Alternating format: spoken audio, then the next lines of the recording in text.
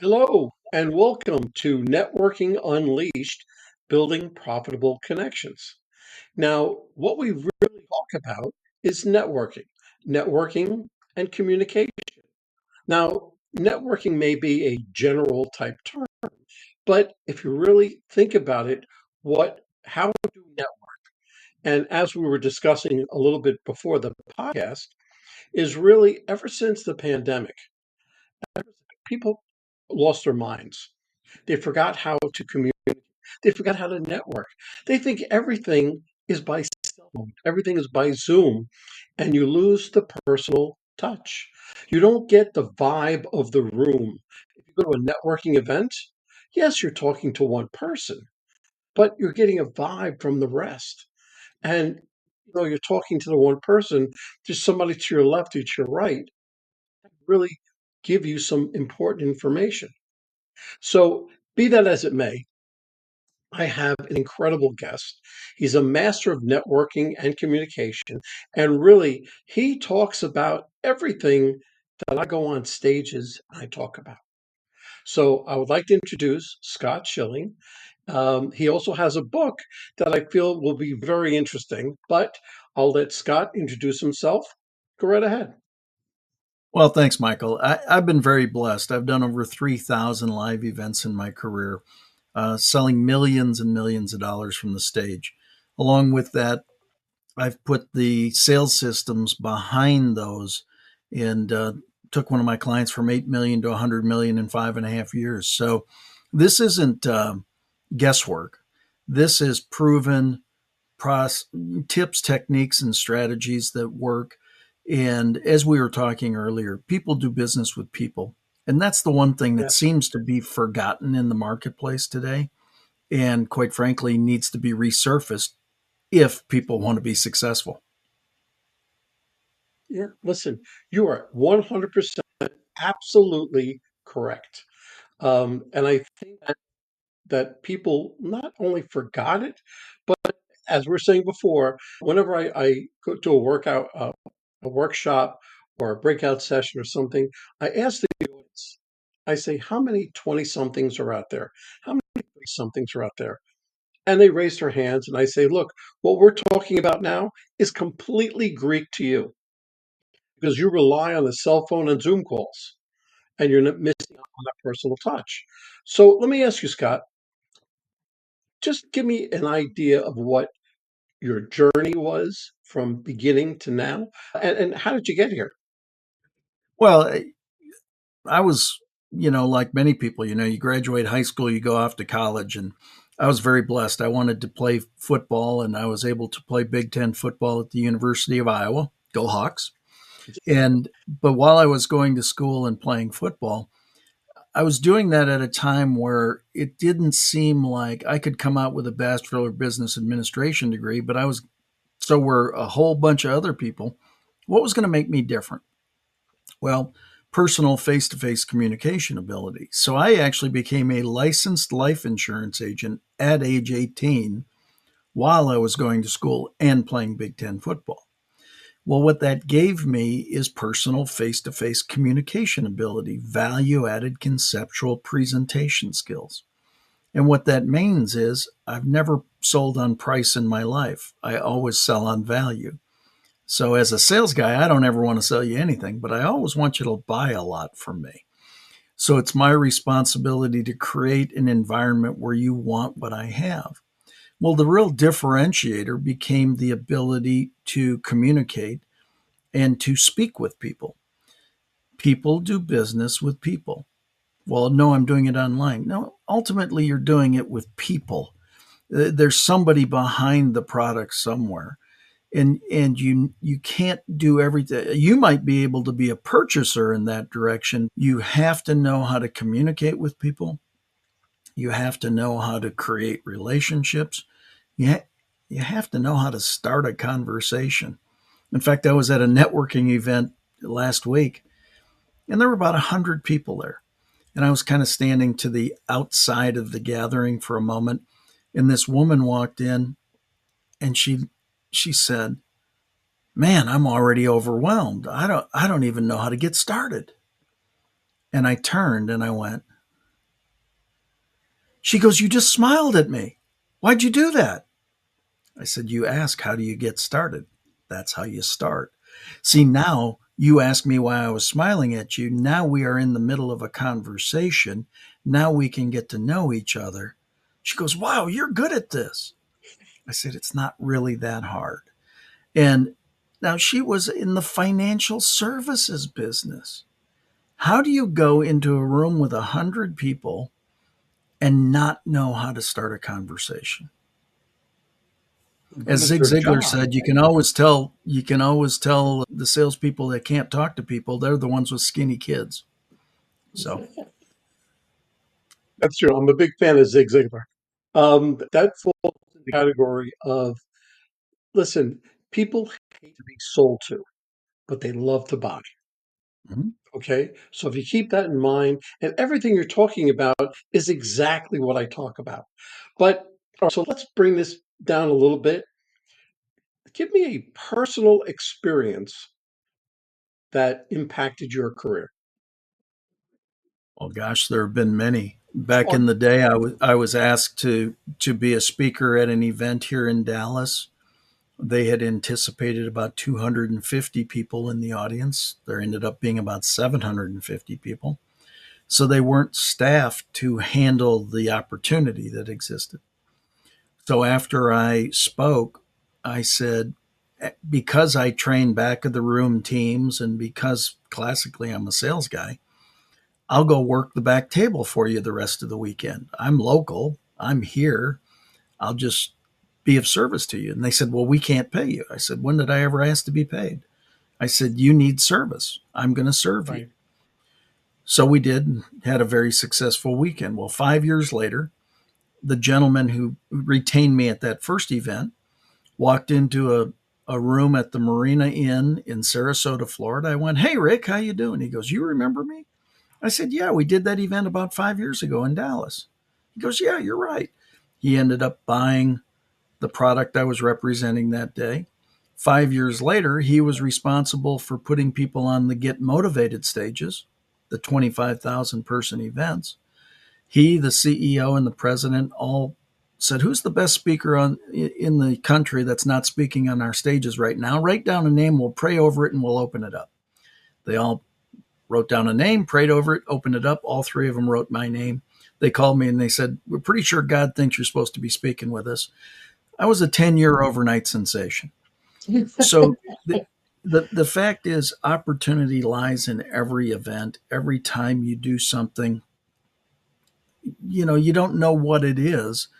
If you have high intention and low attachment, high intention of doing something great in every interaction, a low attachment as to what that might mean for either you or for the other party, the reality is good things happen. Again, I subscribe to the Zig Ziglar school. You can have everything in life you want when you help enough other people get what they want. That's true because whenever I go to a networking event or whenever anybody goes to a networking event, their first thought should be to give, not to receive. Mhm. And if you have that in mind, because one of the things I talk about is when you're at a networking table and somebody's interested in what you were saying, say something, "I like what you do. I like how you do it. How can I be the best referral source for you? How can I make you more successful?" And it Yeah. usually blows them away. "You want to do this for me? I don't even know you." Yes, no trust, right? If they know you, if they like you, if they trust you, they're going to do business with you. So that's a main thought. So let me ask you a question. With everything you've been through, what are some common challenges that a professional would face, and how would you overcome them? Well, there are numerous. Starting a conversation is the first one. You've got to create a relationship with the person to explore whether what you're offering might be a consideration for them or not. So that's the first thing. The environment are the pandemic changed a lot of things, some for the better, many things less than better. but what it did is it stopped people talking to each other and it stopped face to face communication. People started to rely on text and video conferencing and things like that. And there's nothing better than, while this is wonderful and it's better than not doing this, it's not the only thing. Somebody asked me, they said, Scott, you seem pretty unique. And I said, yeah, I'm kind of a unicorn. I'm this amalgamation of new school sales and marketing innovation with old school boots on the ground, face to face, belly to belly, talking to people and wanting to have long-term relationships. And I really believe that that's what it takes today. I don't think new school can do it alone. It can maybe in certain industries, but not for the most part. I don't know that old school can do it alone, but I think when you put it together, it's a great mashup of opportunity. It's a great thing. And really, for you and I, we've been around the horn a little bit. It's common sense. This is common sense marketing. But to somebody younger than we are, it may not be. You have to show them what to do. And they may look at you like you have three heads. But listen, put the phone down, get off the Zoom, actually go to networking meetings. And I say, look, because when people ask me all the time, I don't know how to do that. I don't know how to get into the networking mode. I said, very simple. Go. Okay. There are 1,000 networking meetings. Go onto what is that, meetup.com, and you Oh, yeah. can find it. There's 1,000 of them. And just go. Because listen, first time you go, it's not going to be pretty. Okay. You're going to mess up. Okay. But the second time you go, you'll get a little better. The third time you go, a little better than that. Okay. And before you know it, you're a professional and you're going out and you're talking with everybody. But here's the trick, you're talking to people. You're not talking to your computer. You're not talking to your Right. cell phone. You've got it. Okay. So let me ask you a question. What is one essential tip that you would give somebody to improve their networking or sales skills? I I think it comes back down to, and it sounds a little bit like a broken record, but it's where it all starts, is start conversations, have conversations, be inquisitive, have childlike wonder, ask questions. It's not about, you know, I do 30-second elevator presentations. I don't pitch. Baseball players pitch. I present. I'm a professional. So, but I think that I'll give you an example. There was a meeting one day, and there were 7 people the first month they did it. There were 57 people the second month. Obviously, that means it was all new people the second time around. Well, everybody stood up during their elevator presentation. Most people do. They tried to sell the room. 52nd person to go that day. And I said, hi, I'm Scott Shilling. I'm a trainer, speaker, author, coach, consultant, dog walker. I do a lot of different stuff. But I haven't earned the right to ask you for anything. So I do have a free offer for everybody. You can go to twgfreegift.com and download one of my books. And if you download one of my books and you read it and you go, hey, this guy seems okay, my contact information is in there. If there's something that resonates with you, reach out to me and we'll start a conversation there. Other than that, I want to give you a gift. I don't have anything to ask for. And I sat down. Well, after the meeting, like 50 people lined up to talk to me because I was the only one that didn't try to sell the room. I gave the room something. Absolutely. And so one of the other things you could do at networking meetings is say, let's say that you and I were in a networking meeting, say, hey, I'd love to, I'm a trainer, a speaker, an author, a coach, a consultant, all those kinds of things. That's really cool. But recently I was on Michael's podcast, and Michael is an amazing guy. If you guys don't get to know him, you're really making a mistake. And ultimately become a third party advocate for you or somebody in the room.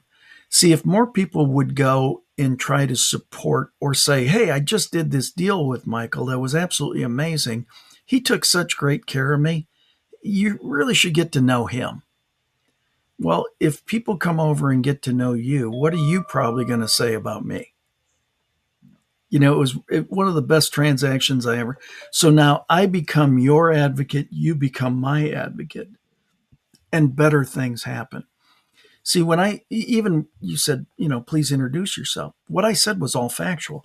I've done over 3,000 live events. I've probably had 1 million people sitting in seats in front of me. I've been the front man to 8 infomercials. I've sold 25 million from the stage. That's all factual stuff. But if I say it, it could be taken as arrogant or egotistical or don't I think I'm something. No, I'm just spouting some facts. But if you say those exact same things, it holds a different kind of credence, right? You can sell you. Typically, I can sell you better. Why? Well, are you going to tell me you're not awesome? You're never going to tell me that. But if I say you're awesome and I say, Michael, why does everybody say you're so awesome? Then it's informational. It's taken totally differently. So become great at bragging on other people. Become great at saying, gosh, it's so good to see you. Hey, have you met Tom over here? Man, Tom, you got to meet Michael because he's just flipping awesome. Again, that's going to get you a whole lot further in networking than going, hey, Tom, I'm really awesome.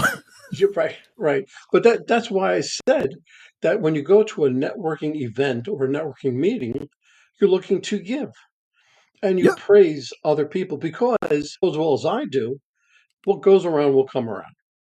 Okay, so if you do that to enough people, then they're going to start doing it to you as well. Now, once they do that, once you want to give a referral, make sure it's a good referral, but you have to give them something extraordinary. And I too, like on my website, I have my book sale, but right next to it, I have a bridge version. Okay, it's everything that's in the book as a yeah, PDF. You yeah. download it, and that will get you on your way for networking, and it's free. Just take it. And people ask me all the time, they say, why do you do that? It's right next to your book. Don't you want to sell your book? I said, no, not really. I'm here to make you more successful. That's exactly why when we were talking, this just came out 90-second success tips, 104 tips to sell more with less effort. Somebody said, well, why are you putting it out? And I said, well, it's pretty simple. I don't think people want to sell less with more effort. I mean, I think it's pretty self explanatory. I was paid a whole bunch of money for what's in that book for a company that we took from 8 million to 100 million in 5.5 years. And I was taught, well, you don't take things that you could sell in a seminar and put it into a book. Why would you take thousands of dollars and turn it into $20 on Amazon? Well, but we're at a time where people need that information. So it's time to put it in a book so that people can get it, so they can sell more with less effort, so that they can enjoy life. Because we've got to do what we can do to serve people, to help people, again, get in these conversations. Because as nice as the conversations are for business, they're having the same challenges in life. They're not talking to their wife. They're not talking to their kids. They're not talking to who could be friends. They're not friends because they're not talking to them because they don't know them. And so there's so many different things that can be done if in fact we we simply engage with people. Well, how do you do that? You walk up and you capture their interest and attention. You say something about them. Wow, that's a good looking shirt, man. I love that green. It doesn't take much. It usually surprises them, like, what, my shirt? So why don't you give me a little sneak peek of your book? Give me one little excerpt from your book that you really feel passionate about. What the one that always comes up because it makes me laugh and hopefully it sets a tone. But one of the tips in there is sell dog food to dog, to sell dog food to dogs and cat food to cats. Because if you sell dog food to cats, it just pisses them off. And, and like I say, it's a little tongue in cheek and a little funny, but it's people try to jam their solution, their round peg into too many square holes. And that's what that tip is all about is when people say, Scott, what is it you do? I identify problems and provide solutions. It's Exactly. only four words. But Yeah. most people are so enamored with their solution that they try to get it to fit everywhere. And the reality is more than likely it doesn't. And so you're not doing yourself any good. You're not doing them any good. You didn't solve their problem. You ultimately, while you may have made a sale and made a little commission, they're going to return it. So the commission's going back. Now the company's got to do all the paperwork. Now your merchant services gets dinged. There's more negative to selling something that shouldn't have been sold than there is positive. That's And absolutely so, true. you know, I'm all about doing this the right way for the right reasons with the right people. Pretty simple. And I realized that a lot of these tips seem very simplistic, and on one side they kind of are. But then why aren't you doing it? The so just because it's simple, I learned a great lesson from Zig backstage one day. He was talking with Les Brown, and Les said, Zig, we go from city to city, and I change my talk every week, and I got a fresh talk, and you use the same dang talk every week. And he says, why? And Zig said, well, Les, for two reasons. Number one, because the people in this city need to hear this message and they haven't heard it yet. But more importantly, I teach truth, and truth never changes. This book is truth. They might be 90-second success tips, but they're truth. You could do them today. You could have done them 5 years ago. You can do them 5 years from now. It doesn't matter. Truth works. Treating people with respect, honor, and dignity is Yes. truth, and it Absolutely. works. Novel concept, right? So It I'm on actually a mission to return respect, honor, and dignity to the planet and get people enjoying their life again. Yeah, as a military veteran, honor is very big with me. The truth and honesty and all that resonates with me greatly. So I just want to thank you for everything you're doing, everything that you've done. Please read the book. Scott, if people wanted to get hold of you, what's the best way? Man, my email, I don't hide very well. It's scott@scottshilling.com. And my website is aptly named scottshilling.com. Just seek me out, reach out, and let's have a conversation. I'm here to be of service and love meeting people. That's great. Scott, I want to thank you again. This was a great time. And everybody, if you really want to learn more about Scott, please go to his website and you'll learn oodles more. Okay? I'll see you Absolutely. I'm soon. committed to oodles. Okay. I'll see you soon. See you soon. Wait. This has been another episode of Networking Unleashed, building profitable connections. First of all, to all my brethren there, all the veterans of these United States, thank you for service.